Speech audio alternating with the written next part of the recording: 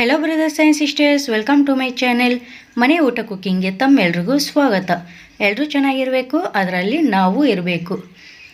ಇವತ್ತು ನಾನು ಇಲ್ಲಿ ರೇಷನ್ ಅಕ್ಕಿಯನ್ನು ಬಳಸಿ ಇಡ್ಲಿ ಮಾಡೋದನ್ನು ತೋರಿಸ್ಕೊಡ್ತಾ ಇದ್ದೀನಿ. ಹಾಗೆ ನಾನಿಲ್ಲಿ ರೇಷನ್ ಅಕ್ಕಿನೇ ಬಳಸಿಕೊಂಡು ಯಾವ ರೀತಿ ವೈಟ್ ಆಗಿ ಇರುವಂತಹ ಖುಷ್ಬೂ ಇಡ್ಲಿ ಮಾಡೋದು ಅಂತ ತಿಳಿಸ್ಕೊಡ್ತಾ ಇದ್ದೀನಿ. ನಾವಿಲ್ಲಿ ರೇಷನ್ ಅಕ್ಕಿಯನ್ನು ಬಳಸಿ ಖುಷ್ಬೂ ಇಡ್ಲಿ ಮಾಡೋದರಿಂದ ನಿಮಗೆ ಕಡಿಮೆ ಖರ್ಚಲ್ಲಿ ಇಡ್ಲಿ ರೆಡಿ ಆಗುತ್ತೆ ಮತ್ತು ಇಡ್ಲಿನೂ ತುಂಬಾ ವೈಟಾಗಿ ಬರುತ್ತೆ. ನೋಡ್ತಾ ಇದ್ರಲ್ಲ ಎಷ್ಟು ಚೆನ್ನಾಗಿ ಬಂದಿದ್ದಾವೆ ಅಂತ. ಇಡ್ಲಿ ತುಂಬಾ ವೈಟಾಗಿ ಬರುತ್ತವು ಮತ್ತು ಹಾಗೆ ಸ್ಪಾಂಜಿ ಥರ ನೋಡಿ ಯಾವ ರೀತಿ ಸಾಫ್ಟಾಗಿ ಬಂದಿದೆ. ನೋಡ್ತಾ ಇದ್ರಲ್ವ, ತುಂಬಾ ಸಾಫ್ಟಾಗಿ ಸ್ಪಾಂಜಿ ಥರ ಬರುತ್ತೆ ಖುಷ್ಬೂ ಇಡ್ಲಿ. ಮತ್ತು ಕಡಿಮೆ ಖರ್ಚಲ್ಲಿ ನೀವು ಇಡ್ಲಿಯನ್ನು ಖುಷ್ಬೂ ಇಡ್ಲಿಯನ್ನು ಮಾಡ್ಕೋಬಹುದು ಮನೆಯಲ್ಲೇ. ವಿಡಿಯೋನ ಸ್ಕಿಪ್ ಮಾಡದೆ ಪೂರ್ತಿಯಾಗಿ ನೋಡಿ. ಒಂದಷ್ಟು ಟಿಪ್ಸ್ ಫಾಲೋ ಮಾಡಿದರೆ ಮಾತ್ರ ಪರ್ಫೆಕ್ಟ್ ಇಡ್ಲಿ ಬರುತ್ತೆ. ಮತ್ತಿನ್ನೇನಕ್ಕೆ ತಡ ಅಲ್ವಾ, ಕಡಿಮೆ ಖರ್ಚಲ್ಲಿ ರೇಷನ್ ಅಕ್ಕಿಯಿಂದ ಸ್ಪಾಂಜಿ ಮತ್ತು ವೈಟಾಗಿ ಸ್ಮೂತಾಗಿ ಸಾಫ್ಟಾಗಿ ಮಾಡಿಕೊಳ್ಳಬಹುದಾದಂತಹ ಖುಷ್ಬೂ ಇಡ್ಲಿನ ಮಾಡೋದು ಹೇಗೆ ಅಂತ ವಿಡಿಯೋ ನೋಡ್ಕೊಂಡು ಬರೋಣ ಬನ್ನಿ. ಮೊದಲಿಗೆ ನಾನಿಲ್ಲಿ ರೇಷನ್ ರೈಸ್ನ ಒಂದು ಪಾತ್ರೆಗೆ ತೊಗೊಳ್ತಾ ಇದ್ದೀನಿ. 3 ಗ್ಲಾಸ್ ಅಷ್ಟು, ಒಂದು ಅಳತೆಗೆ 1 ಗ್ಲಾಸ್ ತೊಗೊಳ್ರಿ. ಅದೇ ಗ್ಲಾಸ್ಲಿಂದ 3 ಗ್ಲಾಸ್ ಅಷ್ಟು ರೇಷನ್ ರೈಸ್ನ ತೊಗೋಬೇಕು. ನೋಡಿ, ನಾನಿಲ್ಲಿ 3 ಗ್ಲಾಸ್ ಅಷ್ಟು ರೇಷನ್ ಅಕ್ಕಿಯನ್ನು ಹಾಕ್ಕೊಂಡಿದ್ದೀನಿ. ಹೀಗೆ ಪಾತ್ರೆಯನ್ನು ಸೈಡಿಗೆ ಇಟ್ಕೊಂಡು ಮತ್ತೊಂದು ಪಾತ್ರೆಗೆ ನಾನಿಲ್ಲಿ ಉದ್ದು ತೊಗೊಳ್ತಾ ಇದ್ದೀನಿ. ಯಾವ ಗ್ಲಾಸ್ಲಿಂದ ಅಕ್ಕಿಯನ್ನು ತೊಗೊಂಡಿದ್ದೀವೋ ಅದೇ ಗ್ಲಾಸ್ಲಿಂದ 1 ಗ್ಲಾಸ್ ಅಷ್ಟು ಉದ್ದನ್ನು ತಗೋಬೇಕು.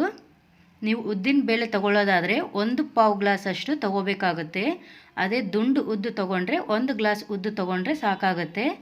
ಈಗ ಅದನ್ನು ಸೈಡಿಗೆ ಇಟ್ಕೊಂಡು ಮತ್ತೊಂದು ಪಾತ್ರೆಗೆ ಸಬ್ಬಕ್ಕಿಯನ್ನು ಹಾಕ್ಕೊಳ್ತಾ ಇದ್ದೀನಿ. ನಾನು ಸಬ್ಬಕ್ಕಿ ಅರ್ಧ ಗ್ಲಾಸ್ ಅಷ್ಟು ಹಾಕ್ಕೊಂಡ್ರೆ ಸಾಕಾಗುತ್ತೆ. ಈ ಅಕ್ಕಿ ಮತ್ತು ಉದ್ದು ಸಬ್ಬಕ್ಕಿ ಈ ಮೂರನ್ನು ಬೇರೆ ಬೇರೆ ಸಪ್ರೇಟಾಗಿ ನೀವು ವಾಶ್ ಮಾಡಿಕೊಂಡು ನೆನೆಸ್ಕೋಬೇಕಾಗತ್ತೆ. ನೋಡಿ, ಈಗ ಅಕ್ಕಿ, ಉದ್ದು ಮತ್ತು ಸಬ್ಬಕ್ಕಿ 3 ಸಪ್ರೇಟಾಗಿ ಬೇರೆ ಬೇರೆ ಪಾತ್ರೆಗೆ ಹಾಕ್ಕೋಬೇಕು. ನಂತರ ಈ ಎಲ್ಲವನ್ನು ಚೆನ್ನಾಗಿ ಒಂದು 5 ರಿಂದ 6 ಸತಿ ಚೆನ್ನಾಗಿ ವಾಶ್ ಮಾಡ್ಕೋಬೇಕಾಗತ್ತೆ.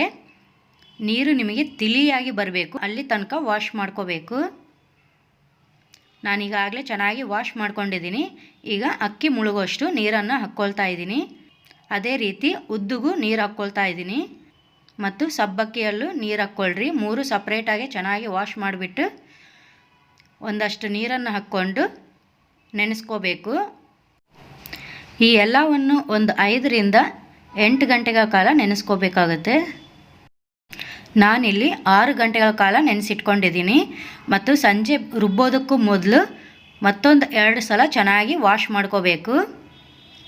ಅಕ್ಕಿ, ಉದ್ದು ಎರಡನ್ನು ಚೆನ್ನಾಗಿ ಮತ್ತೊಂದು 2 ರಿಂದ 3 ಸಲ ಚೆನ್ನಾಗಿ ವಾಶ್ ಮಾಡ್ಕೊಳ್ರಿ. ಈ ರೀತಿ ಮಾಡೋದ್ರಿಂದ ಇಡ್ಲಿ ವೈಟಾಗಿ ಬರುತ್ತೆ. ಸಬ್ಬಕ್ಕಿ ವಾಶ್ ಮಾಡ್ಕೊಳ್ಳೋಕೆ ಹೋಗಬೇಡ್ರಿ, ಸಬ್ಬಕ್ಕಿ ಸಾಫ್ಟಾಗಿ ಆಗಿರುತ್ತೆ. ನೀವು ವಾಶ್ ಮಾಡಿಕೊಂಡ್ರೆ ಆ ನೀರಲ್ಲೇ ಎಲ್ಲನೂ ಹೋಗಿಬಿಡುತ್ತೆ. ಸಬ್ಬಕ್ಕಿ ವಾಶ್ ಮಾಡೋದಕ್ಕೆ ಹೋಗಬೇಡ್ರಿ. ಉದ್ದು ಮತ್ತು ಅಕ್ಕಿ ಮಾತ್ರ ವಾಶ್ ಮಾಡಿಕೊಂಡ್ರೆ ಸಾಕಾಗುತ್ತೆ. ಈಗ ಮೊದಲನೇದಾಗಿ ನಾನು ಸಬ್ಬಕ್ಕಿಯನ್ನು ಮಿಕ್ಸಿಗೆ ಹಾಕ್ಕೊಂಡು ರುಬ್ಕೊಳ್ತಾ ಇದ್ದೀನಿ. ಒಂದು ಸ್ವಲ್ಪನೇ ನೀರು ಹಾಕ್ಕೊಂಡು ಗಟ್ಟಿಯಾಗಿ ಫೈನ್ ಪೇಸ್ಟಾಗಿ ರುಬ್ಕೊಳ್ರಿ. ನೋಡಿ, ಇಲ್ಲಿ ತೋರಿಸ್ತಾ ಇದ್ದೀನಲ್ಲ, ಸಬ್ಬಕ್ಕಿ ನಿಮಗೆ ಫೈನ್ ಪೇಸ್ಟಾಗಿ ಆಗೋದಿಲ್ಲ. ಸೊ ಇದ್ರ ಜೊತೆಗೆ ಒಂದಷ್ಟು ಉದ್ದನ್ನು ಕೂಡ ಹಾಕ್ಕೊಂಡು ಫೈನ್ ಪೇಸ್ಟಾಗಿ ರುಬ್ಕೋಬೇಕಾಗತ್ತೆ. ನೋಡ್ತಾ ಇದ್ದೀರಲ್ಲ ಯಾವ ರೀತಿ ಒಂದು ಸ್ವಲ್ಪ ರವ ಟೈಪ್ ಇದೆ ಅಂತ. ಈ ರೀತಿ ಇರಬಾರ್ದು, ಫೈನ್ ಪೇಸ್ಟಾಗಿ ಮಾಡ್ಕೋಬೇಕು. ಅದಕ್ಕೆ ನಾನಿಲ್ಲಿ ಸಬ್ಬಕ್ಕಿ ಪೇಸ್ಟ್ನ ಜೊತೆಗೆ ಒಂದಷ್ಟು ಉದ್ದನ್ನು ಹಾಕ್ಕೊಂಡು ರುಬ್ಕೊಳ್ತೀನಿ. ಈ ರೀತಿ ಮಾಡೋದ್ರಿಂದ ಸಬ್ಬಕ್ಕಿ ಚೆನ್ನಾಗಿ ಫೈನ್ ಪೇಸ್ಟಾಗಿ ರುಬ್ಕೋಬಹುದು. ಒಂಚೂರು ತರಿಯಾಗಿ ಇರಲೇಬಾರ್ದು, ಫೈನ್ ಪೇಸ್ಟಾಗಿ ಮಾಡ್ಕೋಬೇಕು. ನೋಡಿ, ಈ ರೀತಿ ಫೈನ್ ಪೇಸ್ಟಾಗಿ ರುಬ್ಕೋಬೇಕು. ಸಬ್ಬಕ್ಕಿ ಮಾತ್ರ ನೀವು ರುಬ್ಬೋದಕ್ಕೆ ಹೋದರೆ ಅದು ಫೈನ್ ಪೇಸ್ಟಾಗಿ ಆಗೋದಿಲ್ಲ. ಸೊ ಅದರ ಜೊತೆಗೆ ಒಂದಷ್ಟು ಉದ್ದನ್ನು ಹಾಕಿ ಒಂದು ಸ್ವಲ್ಪನೇ ನೀರು ಹಾಕಿ ಗಟ್ಟಿಯಾಗಿ ರುಬ್ಕೊಂಡ್ರೆ ಆಗ ಫೈನ್ ಪೇಸ್ಟಾಗಿ ರುಬ್ಕೋಬಹುದು. ಈಗ ರುಬ್ಬಿರುವ ಈ ಹಿಟ್ಟನ್ನು ನಾನು ಒಂದು ಪಾತ್ರೆಗೆ ಹಾಕ್ಕೊಳ್ತಾ ಇದ್ದೀನಿ. ಈಗ ಮತ್ತೊಂದಷ್ಟು ಉಳಿದ ಉದ್ದನ್ನು ಮಿಕ್ಸರ್ ಗ್ರೈಂಡರ್ಗೆ ಹಾಕ್ಕೊಳ್ತಾ ಇದ್ದೀನಿ. ಒಂದನ್ನು ನೀವು ನೆನಪಲ್ಲಿ ಇಟ್ಕೋಬೇಕು, ಯಾವುದೇ ಕಾರಣಕ್ಕೂ ಹಿಟ್ಟು ರುಬ್ಬುವಾಗ ಮಿಕ್ಸಿ ಹೀಟ್ ಆಗದೆ ಇರೋ ಹಾಗೆ ನೋಡ್ಕೋಬೇಕು.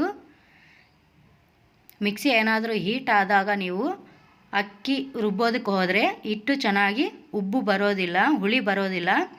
ಸೊ ಹಾಗೇನಾದರೂ ಹೀಟ್ ಆಗಿದೆ ಅಂತ ಅನಿಸಿದರೆ ನೀವು ಒಂದು ಸ್ವಲ್ಪ ಹೊತ್ತು ಗ್ಯಾಪ್ ಕೊಡ್ರಿ ರುಬ್ಬೋದಕ್ಕೆ. ಅಥವಾ ನಿಮಗೆ ಟೈಮ್ ಇಲ್ಲ ಅಂದರೆ ಒಂದು ಸ್ವಲ್ಪ ತಣ್ಣನೆಯ ನೀರು ಐಸ್ ವಾಟ್ರನ್ನ ಬಳಸಿ ನೀವು ಹಿಟ್ಟನ್ನು ರುಬ್ಕೋಬಹುದು. ನೋಡಿ ಇಲ್ಲಿ ಯಾವ ರೀತಿ ಫೈನ್ ಪೇಸ್ಟಾಗಿ ರುಬ್ಬಿದ್ದೀನಿ ನೋಡ್ತಾ ಇದ್ದೀರಲ್ವ, ಇದೇ ರೀತಿ ಫೈನ್ ಪೇಸ್ಟಾಗಿ ರುಬ್ಕೊಳ್ರಿ. ಈ ರೀತಿ ಗಟ್ಟಿಯಾಗಿ ಇರಬೇಕು ಹಿಟ್ಟು, ನೀರಿಗೆ ಮಾತ್ರ ರುಬ್ಕೊಳ್ಳೋಕೆ ಹೋಗಬೇಡ್ರಿ. ರುಬ್ಬಿದ ನಂತರ ಈ ರೀತಿ ನಾನು ನೋಡ್ತಾ ಇದ್ರಲ್ಲ ಈ ರೀತಿ ಚೆನ್ನಾಗಿ ಮಿಕ್ಸ್ ಮಾಡ್ಕೋಬೇಕು. ನೀವು ಪಾತ್ರೆಯಲ್ಲಿ ಹಾಕ್ಕೊಂಡ ನಂತರ ಬೇಕಾದರೂ ಮಿಕ್ಸ್ ಮಾಡ್ಕೋಬೋದು. ನಾನಿಲ್ಲಿ ಒಂದು ಸ್ವಲ್ಪ ಇನ್ನೂ ಚೆನ್ನಾಗಿ ಬರುತ್ತೆ ಅಂತ ಹೇಳಿ ಮಿಕ್ಸರಲ್ಲೇ ಚೆನ್ನಾಗಿ ಮಿಕ್ಸ್ ಮಾಡ್ಕೊಳ್ತಾ ಇದ್ದೀನಿ. ಈಗ ರುಬ್ಬಿರುವ ಈ ಪೇಸ್ಟನ್ನು ಸಹ ನಾನಿಲ್ಲಿ ಪಾತ್ರೆಗೆ ಹಾಕ್ಕೊಳ್ತಾ ಇದ್ದೀನಿ. ಈಗ ನಾನು ರೈಸನ್ನು ಹಾಕ್ಕೊಳ್ತಾ ಇದ್ದೀನಿ ನೋಡಿರಿ, ನೆನೆಸಿರುವ ಅಕ್ಕಿಯನ್ನು ಅದೇ ಮಿಕ್ಸರ್ ಗ್ರೈಂಡರ್ಗೆ ಹಾಕ್ಕೊಳ್ತಾ ಇದ್ದೀನಿ. ಹೇಳಿದ್ದೀನಲ್ವ, ಯಾವುದೇ ಕಾರಣಕ್ಕೂ ಮಿಕ್ಸಿ ಹೀಟ್ ಆಗೋದಕ್ಕೆ ಬಿಡಬೇಡ್ರಿ. ನಿಮ್ಮ ಹತ್ರ ಗ್ರೈಂಡರ್ ಇದ್ದರೆ ಗ್ರೈಂಡರಿಗೆ ಬೇಕಾದರೂ ಹಾಕ್ಕೋಬಹುದು. ಮೊದಲಿಗೆ ನೀವು ಸಬ್ಬಕ್ಕಿ ಮತ್ತು ಉದ್ದನ್ನು ಹಾಕ್ಕೊಂಡು ಫೈನ್ ಪೇಸ್ಟಾಗಿ ಮಾಡ್ಕೊಳ್ರಿ ಗ್ರೈಂಡರಲ್ಲಿ. ನಂತರ ನೀವು ರೈಸನ್ನು ಹಾಕ್ಕೊಂಡು ತರಿಯಾಗಿ ರುಬ್ಕೋಬೇಕಾಗತ್ತೆ. ರೈಸ್ನ ಯಾವುದೇ ಕಾರಣಕ್ಕೂ ಫೈನ್ ಪೇಸ್ಟಾಗಿ ಮಾಡ್ಕೊಳ್ಳೋಕೆ ಹೋಗಬಾರ್ದು. ನೋಡಿ ಇಲ್ಲಿ ತೋರಿಸ್ತಾ ಇದ್ದೀನಲ್ಲ, ಈ ರೀತಿ ತರಿಯಾಗಿ ಇರಬೇಕು. ಯಾವ ಹದದಲ್ಲಿ ಇರಬೇಕಂದ್ರೆ ಚಿರೋಟಿ ರವೆ ನೋಡಿದಿರಲ್ವ, ಚಿರೋಟಿ ರವೆ ಹದದಲ್ಲಿ ನೀವು ಅಕ್ಕಿಯನ್ನು ರುಬ್ಕೋಬೇಕಾಗತ್ತೆ. ಫೈನ್ ಪೇಸ್ಟಾಗಿ ಮಾಡ್ಕೊಂಡಿರಂದರೆ ಇಡ್ಲಿ ಚೆನ್ನಾಗಿ ಬರೋದಿಲ್ಲ. ಸೊ ಯಾವುದೇ ಕಾರಣಕ್ಕೂ ಫೈನ್ ಪೇಸ್ಟಾಗಿ ಅಕ್ಕಿಯನ್ನು ರುಬ್ಕೊಳ್ಳೋಕೆ ಹೋಗಬೇಡ್ರಿ, ತರಿಯಾಗಿ ಚಿರೋಟಿ ರವೆ ಹದದಲ್ಲಿ ರುಬ್ಕೋಬೇಕಾಗತ್ತೆ. ಈಗ ರುಬ್ಬಿರುವ ಈ ಅಕ್ಕಿ ಹಿಟ್ಟನ್ನು ಈಗಾಗಲೇ ನಾವು ಉದ್ದು ಮತ್ತು ಸಬ್ಬಕ್ಕಿ ರುಬ್ಬಿ ಒಂದು ಪಾತ್ರೆಗೆ ಹಾಕ್ಕೊಂಡಿದ್ವಲ್ಲ, ಅದೇ ಪಾತ್ರೆಗೆ ಹಾಕ್ಕೊಂಡಿದ್ದೀನಿ. ಉಳಿದ ಎಲ್ಲ ಅಕ್ಕಿಯನ್ನು ರುಬ್ಬಿ ಅದೇ ಪಾತ್ರೆಗೆ ಹಾಕ್ಕೊಂಡು ನೀಟಾಗಿ ಮಿಕ್ಸ್ ಮಾಡ್ಕೋಬೇಕು. ನೀವು ಎಷ್ಟು ಚೆನ್ನಾಗಿ ಮಿಕ್ಸ್ ಮಾಡ್ಕೊಳ್ತೀರೋ ಇಡ್ಲಿ ಅಷ್ಟು ಫ್ಲಫಿಯಾಗಿ ತುಂಬಾ ಚೆನ್ನಾಗಿ ಬರುತ್ತೆ. ನೋಡ್ತಾ ಇದ್ರಲ್ಲ ನಾನು ಯಾವ ರೀತಿ ಮಿಕ್ಸ್ ಮಾಡ್ಕೊಳ್ತಾ ಇದ್ದೀನಿ ಅಂತ. ನೀವು ಒಂದು 5 ರಿಂದ 10 ನಿಮಿಷಗಳ ಕಾಲ ಚೆನ್ನಾಗಿ ಮಿಕ್ಸ್ ಮಾಡ್ಕೋಬೇಕಾಗುತ್ತೆ. ನಾನಿಲ್ಲಿ ರುಚಿಗೆ ತಕ್ಕಷ್ಟು ಉಪ್ಪನ್ನು ಹಾಕ್ಕೊಳ್ತಾ ಇದ್ದೀನಿ. ಹಿಟ್ಟು ರುಬ್ಬಿದ ದಿನಾನೇ ನೀವು ಉಪ್ಪನ್ನು ಮಿಕ್ಸ್ ಮಾಡ್ಕೋಬೇಕು. ಇಡ್ಲಿ ಹಾಕುವಾಗ ಹಿಟ್ಟು ಹಾಕಿ ಮಿಕ್ಸ್ ಮಾಡ್ಕೊಳ್ಳೋಕೆ ಹೋಗಬೇಡ್ರಿ. ಆ ರೀತಿ ಮಿಕ್ಸ್ ಮಾಡೋದ್ರಿಂದ ಏನಾಗುತ್ತೆ ಅಂದರೆ ಆ ಫ್ಲಫಿನೆಸ್ ಏನಿರುತ್ತೆ, ಹಿಟ್ಟಲ್ಲಿರುವ ಆ ಏರ್ ಗ್ಯಾಪ್ಸ್ ಏನಿರುತ್ತೆ ಅದು ಹೊರಟೋಗುತ್ತೆ. ಸೊ ಹಾಗಾಗಿ ನೀವು ಹಿಂದಿನ ದಿನಾನೇ ಉಪ್ಪು ಮತ್ತು ಅಡುಗೆ ಸೋಡಾ ಬೇಕಂದ್ರೂ ಕೂಡ ನೀವು ಹಾಕ್ಕೋಬಹುದು. ನಾನಿಲ್ಲಿ ಅಡುಗೆ ಸೋಡಾ ಹಾಕ್ತಾ ಇಲ್ಲ. ನೋಡಿ ಇಲ್ಲಿ ತೋರಿಸ್ತಾ ಇದ್ದೀನಲ್ಲ, ಈ ರೀತಿ ಚೆನ್ನಾಗಿ ಮಿಕ್ಸ್ ಮಾಡ್ಕೋಬೇಕು. ನೀವು ಎಷ್ಟು ಚೆನ್ನಾಗಿ ಮಿಕ್ಸ್ ಮಾಡ್ಕೊಳ್ತೀರೋ ಇಡ್ಲಿ ಅಷ್ಟು ಫ್ಲಫಿಯಾಗಿ ಚೆನ್ನಾಗಿ ಬರುತ್ತಾವು. ವಿಂಟರಲ್ಲಿ ಆದರೆ ಅಡುಗೆ ಸೋಡಾ ಹಾಕಿ ನೀವು ಹಿಟ್ಟನ್ನು ಉಬ್ಬಿಸ್ಕೋಬಹುದು. ವಿಂಟರಲ್ಲಿ ಹಿಟ್ಟು ಉಬ್ಬು ಬರೋದಿಲ್ಲ. ಸೊ ಆ ಟೈಮಲ್ಲಿ ನೀವು ಅಡುಗೆ ಸೋಡಾನ ಹಾಕ್ಕೊಂಡು ಚೆನ್ನಾಗಿ ಉಪ್ಪು ಮತ್ತು ಅಡುಗೆ ಸೋಡಾ ಎರಡೂ ಹಾಕ್ಕೊಂಡು ಚೆನ್ನಾಗಿ ಮಿಕ್ಸ್ ಮಾಡಿ ಹುಳಿ ಬರೋದಕ್ಕೆ ಬಿಡಬೇಕಾಗತ್ತೆ. ನೋಡಿ ಆ ರೀತಿ ಚೆನ್ನಾಗಿ ಮಿಕ್ಸ್ ಮಾಡ್ಕೊಂಡ ನಂತರ ಒಂದು ಲಿಡ್ ಕ್ಲೋಸ್ ಮಾಡಿ ಬೆಚ್ಚನೆಯ ಜಾಗದಲ್ಲಿ ಓವರ್ನೈಟ್ ಬಿಡಬೇಕಾಗತ್ತೆ. ವಿಂಟರಲ್ಲಿ ಹಿಟ್ಟು ಬೇಗ ಹುಳಿ ಬರೋದಿಲ್ಲಲ್ಲ, ಅಂಥ ಟೈಮಲ್ಲಿ ಏನು ಮಾಡಬೇಕು ಅಂತ ಒಂದು 4 ಟಿಪ್ಸ್ ಹೇಳ್ತೀನಿ ನೋಡಿರಿ. ನೀವು ಕುಕ್ಕರನ್ನು ಚೆನ್ನಾಗಿ ಹೀಟ್ ಮಾಡಿಕೊಂಡು ಪ್ರೀ ಹೀಟ್ ಮಾಡಿಕೊಂಡು ಅದರಲ್ಲಿ ಹಿಟ್ಟಿನ ಪಾತ್ರೆಯನ್ನು ಇಟ್ಟು ಲಿಡ್ ಕ್ಲೋಸ್ ಮಾಡಿ ಬಿಡಬೇಕು. ಈ ರೀತಿ ಮಾಡೋದ್ರಿಂದ ಕೂಡ ಹಿಟ್ಟು ಬೇಗ ಹುಳಿ ಬರುತ್ತೆ. ನಾನಿಲ್ಲಿ ಪ್ಲ್ಯಾಸ್ಟಿಕ್ ಬಕೆಟಲ್ಲಿ ಹಾಕಿಟ್ಕೊಂಡಿದ್ದೆ. ಈ ರೀತಿ ಪ್ಲ್ಯಾಸ್ಟಿಕ್ ಒಂದು ಬಕೆಟಲ್ಲಿ ಹಾಕಿಟ್ಕೊಂಡ್ರೆ ವಿಂಟರಲ್ಲಿ ಅಂದರೆ ಇದರಲ್ಲಿ ಗಾಳಿ ಆಡೋದಿಲ್ಲ, ಬೇಗ ಹೀಟ್ ಕ್ರಿಯೇಟ್ ಆಗಿ ಹಿಟ್ಟು ಚೆನ್ನಾಗಿ ಉಬ್ಬು ಬರುತ್ತೆ. ಈ ಬಕೆಟಲ್ಲಿ ಒಂದು ಬಕೆಟ್ ಅಷ್ಟು ಮಾತ್ರ ಹಿಟ್ಟಿತ್ತು. ಈಗ ನೋಡಿದರೆ ಆಲ್ಮೋಸ್ಟು ಫುಲ್ ಆಗೋದಕ್ಕೆ ಬಂದಿದೆ. ನೋಡ್ರಿ ಓಪನ್ ಮಾಡಿ ತೋರಿಸ್ತಾ ಇದ್ದೀನಲ್ಲ, ಯಾವ ರೀತಿ ಏರ್ ಗ್ಯಾಪ್ಸ್ ಕ್ರಿಯೇಟ್ ಆಗಿದೆ ಅಂತ ನೋಡ್ರಿ. ತುಂಬ ಚೆನ್ನಾಗಿ ಹಿಟ್ಟು ಉಬ್ಬು ಬಂದಿದೆ. ಸೊ ವಿಂಟರಲ್ಲಿ ನೀವು ಈ ರೀತಿ ಮಾಡಿರಿ, ಆಗ ನಿಮಗೆ ಯಾವುದೇ ಟೆನ್ಷನ್ ಇಲ್ಲದೆ ಚೆನ್ನಾಗಿ ಹಿಟ್ಟು ಉಬ್ಬು ಬರುತ್ತೆ.